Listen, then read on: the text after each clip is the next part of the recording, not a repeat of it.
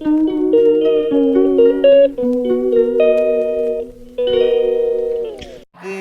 ചക്കയുടെ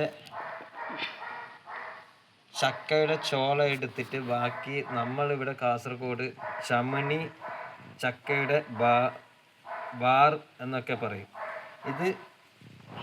ഇതുമാതിരി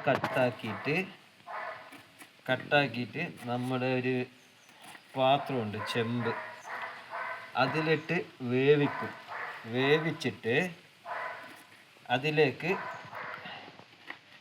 ഇച്ചിരി തേങ്ങാ പുണ്ണാക്ക്, ഇച്ചിരി കടല പുണ്ണാക്ക്, ഇച്ചിരി എള്ള് പുണ്ണാക്ക്, പിന്നെ അവിലിൻ്റെ തവിടുണ്ട്, അതൊക്കെ ഇട്ടിട്ട് നമുക്ക് 2 ആളുണ്ട് ഇവിടെ. ഒരാളുടെ പേര് കർണൻ,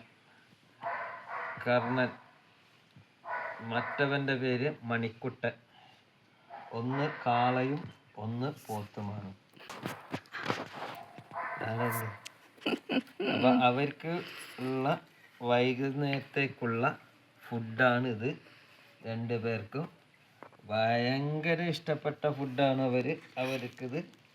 അവരിത് ഒരു ഇത്തിരി പോലും വെളിയിൽ കളയാതെ അവർ മുഴുവനായിട്ട് ഇത് കഴിക്കും. ഇതിൻ്റെ കൂടെ ഇത് മാത്രമല്ല, അവിലിൻ്റെ തവിടുണ്ട്, കടല പുണ്ണാക്കുണ്ട്, തേങ്ങാ പുണ്ണാക്കുണ്ട്, എള്ള് പുണ്ണാക്കുണ്ട്. ഇതൊക്കെ ചേർന്ന്, പിന്നെ നമ്മുടെ